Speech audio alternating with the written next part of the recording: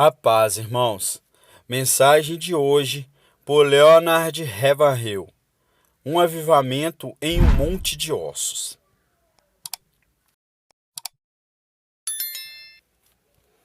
Veio sobre mim a mão do Senhor. Ele me levou pelo Espírito e me deixou no meio de um vale que estava cheio de ossos.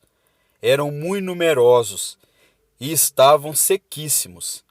Disse-me ele: profetiza estes ossos e dize-lhes: ossos secos, ouve a palavra do Senhor. Então profetizei segundo me fora ordenado, e o Espírito entrou neles, e viveram e se puseram de pé, um exército sobremodo numeroso. Ezequiel 37.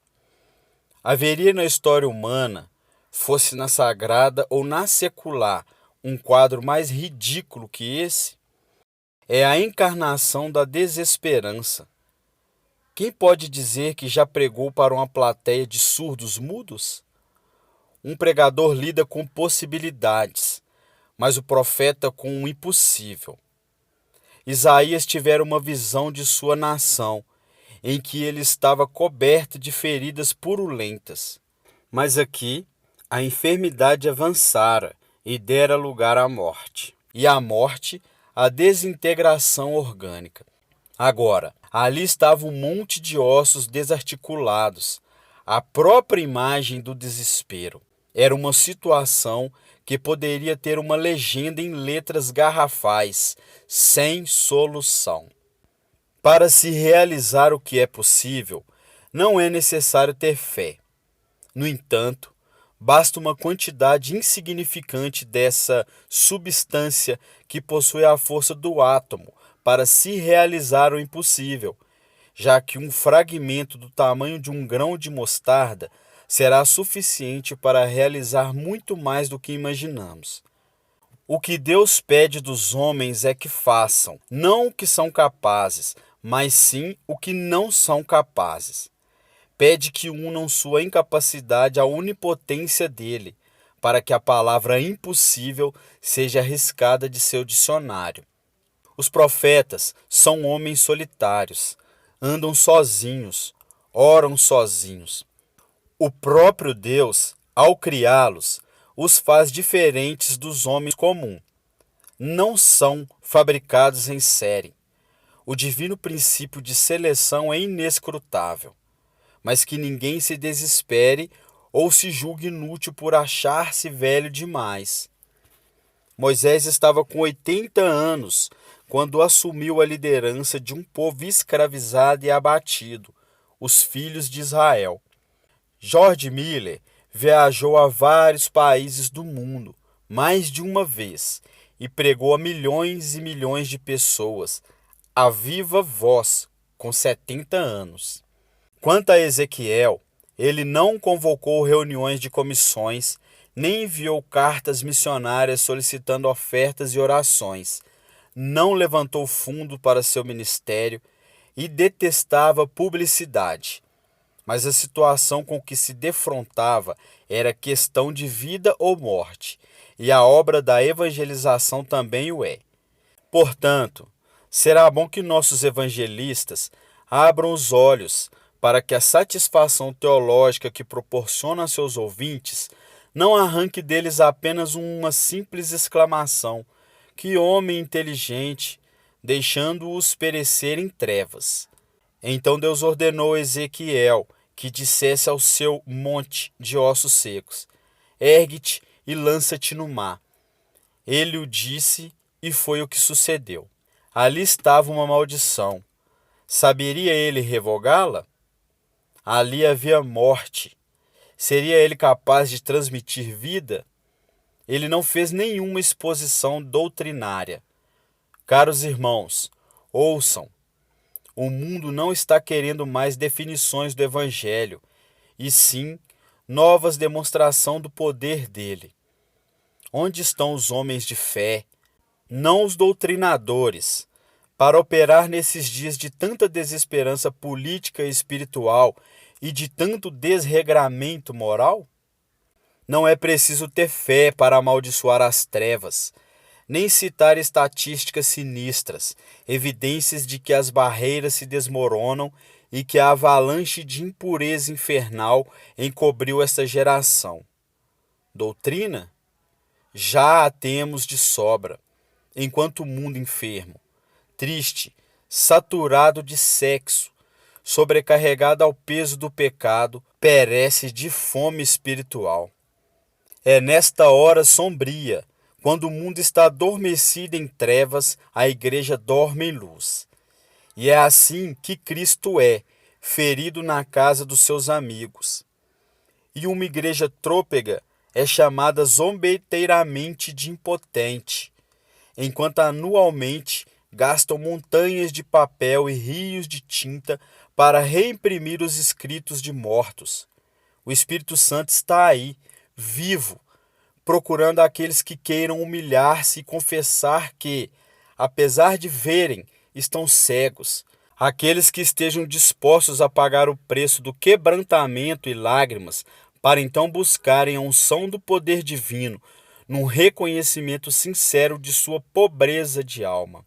Faz alguns anos, um pastor pregou à porta de sua igreja uma tabuleta com os seguintes dizeres: esta igreja experimentará um avivamento ou um funeral. É esse tipo de desespero que agrada a Deus e deixa o inferno desalentado. Loucura, diz você. É verdade. Uma igreja sóbria demais não tem valor algum. Nesses dias estamos precisando de homens bêbados com o poder do Espírito Santo. Será que Wesley, Whitefield, Fine, Hudson Taylor foram pessoas excepcionais? De modo algum. Se entendo corretamente o livro de Atos, eles eram homens muito normais. Parece que a bomba atômica perturbou todo mundo, menos a igreja. Nós nos entregamos a intermináveis discussões sobre a soberania de Deus e as dispensações e ignoramos nossa pobreza espiritual. Enquanto isso, o inferno vai só se enchendo. Com o comunismo dominando o mundo, o modernismo na igreja e a moderação dos grupos fundamentalistas, será que Deus vai encontrar um homem para se colocar na brecha como Ezequiel se colocou? Meus irmãos pregadores, hoje em dia nós gostamos mais de estar acomodados do que sentir as dores de parto. É por isso que ocorrem tão poucos nascimentos. Que Deus nos mande, e rápido, um profeta que se encontra em descompasso com essa igreja que se acha desarticulada. Já vai muito adiantada a hora para que surjam novas denominações. Neste momento, Deus está preparando seus Elias para a última e grande ofensiva mundial contra a impiedade, seja ela política ou de outro tipo, mesmo com máscara de religiosa. O último e grande avivamento, gerado e operado pelo Espírito Santo, será o rompimento dos velhos odres do sectarismo pelo vinho novo do Senhor. Aleluia! Observemos que Ezequiel foi levado pelo Espírito e, como qualquer ser humano, ele deve ter estremecido com o apavorante quadro daquele monte de ossos secos. Mas da fé do profeta dependia o destino de milhares, talvez milhões de pessoas. Da fé dele, não de suas orações. Muitos oram, mas poucos têm fé. Que tremor santo deve ter perpassado sua alma ao ver aquilo. De espectadores, apenas o céu e o inferno.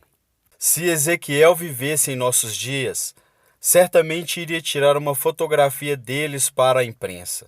Depois, preocupado com as estatísticas, iria contar os ossos. E quando as coisas começassem a se agitar, iria chamar outros para vê-lo operar, para que o colocassem na ordem certa no ranking mundial dos evangelistas. Mas Ezequiel não agiu assim. Vejamos o que ele diz. Então, profetizei segundo me fora ordenado. Aí está a questão. Ele se tornou um tolo para Deus. Ossos secos, ouvi a palavra do Senhor. Loucura? É, insanidade total. Ele disse para os ossos: ouvi. Embora eles não tivessem ouvidos, o profeta fez o que lhe fora ordenado. Mas nós, para evitarmos constrangimento, modificamos as ordens de Deus, e assim passamos uma vergonha maior. Mas Ezequiel obedeceu, e Deus o operou, como sempre. Houve um ruído. Disso nós gostaríamos. Mas ele não confundiu barulho com criação, nem atividade com unção, nem agitação com avivamento. Deus poderia ter insuflado vida nesse monte de ossos com apenas um sopro de seus lábios onipotentes. Mas não. Seria preciso uma série de medidas. Primeiro, ossos que batiam contra ossos e se ajuntavam, cada osso ao seu osso. Agora já não são mais um monte de ossos.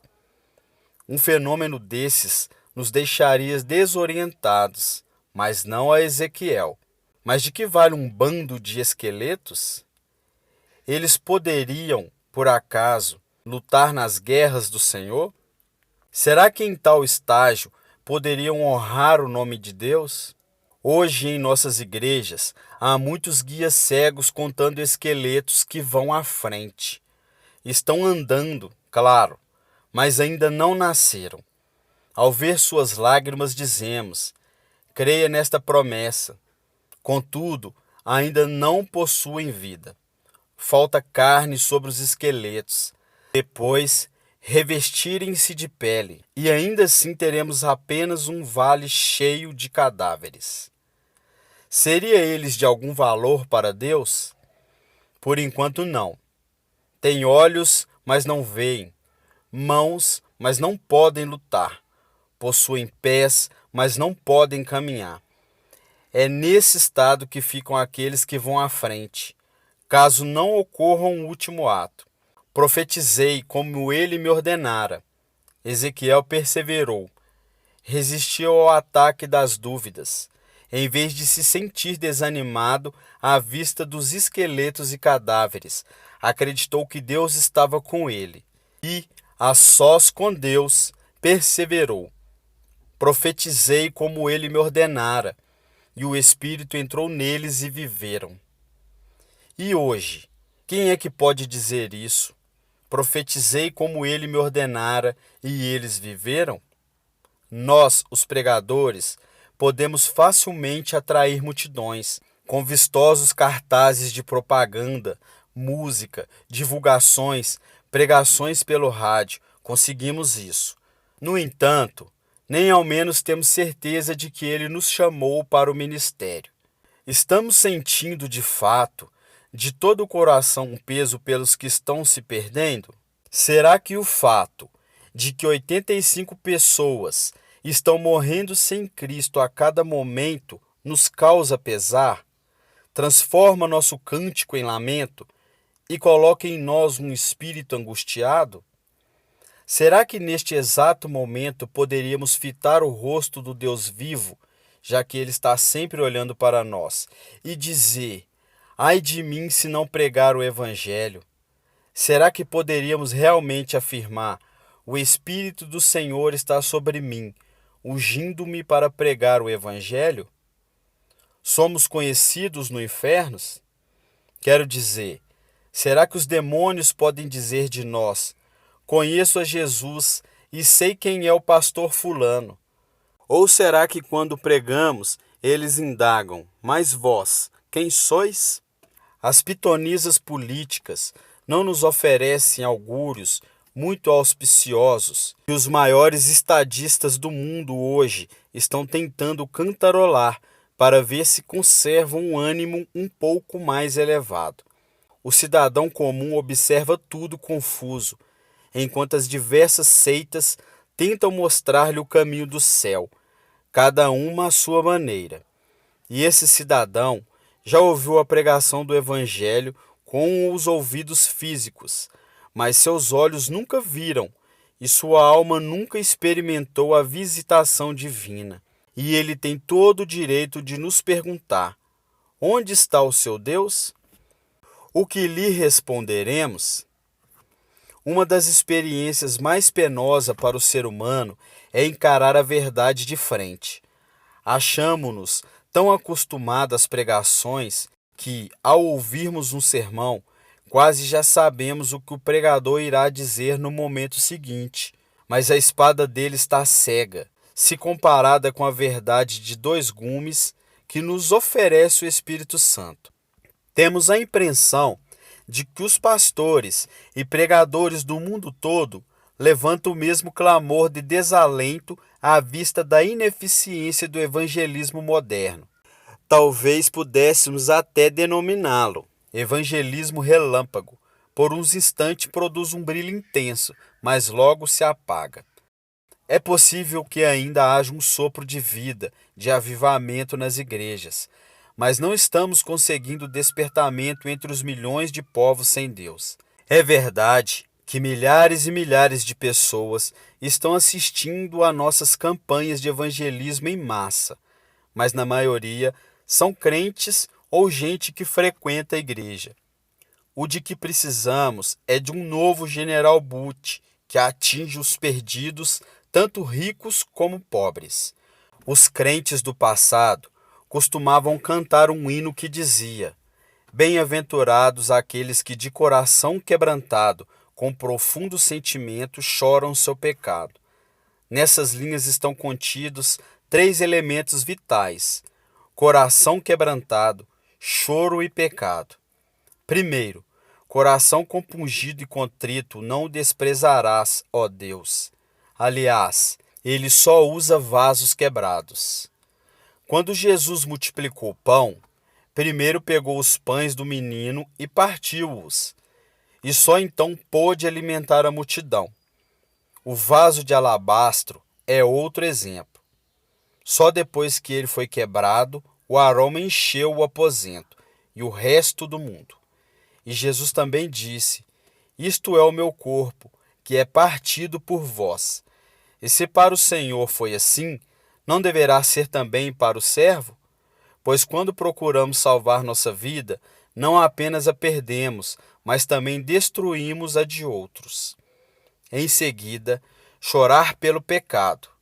Jeremias clamou: oxalá a minha cabeça se transformasse em águas. E o salmista diz: torrentes de água nascem dos meus olhos. Irmãos, nossos olhos estão secos, porque nosso coração também está. Em nossos dias, é possível ver-se uma religiosidade despida de compaixão. Que coisa mais estranha! Certa vez, alguns oficiais dos exércitos de salvação escreveram a Will Butch que haviam empregado todos os métodos possíveis para levar pessoas a Cristo, e nada. E Butch lhes respondeu sucintamente: experimentem chorar. Foi o que fizeram, e experimentaram um avivamento. As escolas bíblicas e seminários não ensinam seus alunos a chorar, e é claro que nem o poderiam. Essa lição só se aprende com o Espírito Santo. E qualquer pregador, por mais títulos e doutorados que possua, não conseguirá muita coisa enquanto não experimentar uma profunda amargura de alma por causa dos pecados que se cometem hoje. Uma oração que David Livingstone fazia sempre era: Senhor, quando irá cicatrizar-se a chaga do pecado deste mundo? E nós, acaso sentimos o peso da perdição da humanidade quando oramos? Será que ensopamos de lágrima o travesseiro como uma agonizante intercessão, como fazia John Welch? Conta-se que quando Andrew Bonar, deitado em seu leito, ouvia as pessoas caminhando pela rua nos sábados à noite, dirigindo-se para bares ou teatros, sentia o coração pesado e clamava: eles estão perdidos, estão perdidos. Infelizmente, irmãos, não possuímos esse peso pelos perdidos. A maioria dos crentes conhece apenas uma longa sequência de pregações eloquentes, sim, mas sem alma, sem lágrimas, sem ardor espiritual. E é tudo que os pregadores têm para oferecer hoje. E em terceiro lugar, o que dizer do pecado? Diz a Bíblia que os loucos zombam do pecado. Provérbios capítulo 14, versículo 19. E quem zomba do pecado é louco mesmo. Os sábios da igreja apontaram 7 pecados capitais. É claro que sabemos que eles estão muito enganados. Todos os pecados são capitais, mas esses 7 são o ventre do qual nasceram mais 70 vezes 70 milhões de outros pecados. São as 7 cabeças de um mesmo monstro que está devorando esta geração a um ritmo aterrador. Estamos vendo uma juventude amante de prazeres, que não liga a mínima para Deus, enfatuados com seu pseudo-intelectualismo, totalmente indiferentes às coisas espirituais. Eles rejeitam os padrões de moralidades vigentes. Caiamos de joelhos, irmãos. Abandonemos a louca ideia de borrifar perfumes na impiedade individual e internacional com nossas colônias teológicas. Carreguemos para toda essa putrefação rios de lágrimas, de oração e de pregações ungidas, para que seja purificada. Há pecado no arraial, há alta traição. Terei sido eu? Serei eu? Em nossas fileiras, o pecado causa derrota e estagnação. Estará ele em mim, Senhor? Há coisas condenadas, capa e ouro. Há pecado entre velhos e jovens, pecado que leva Deus a retirar sua bênção. Estará ele em mim, Senhor? Estará em mim? Estará em mim? Estará ele em mim, Senhor? Amém.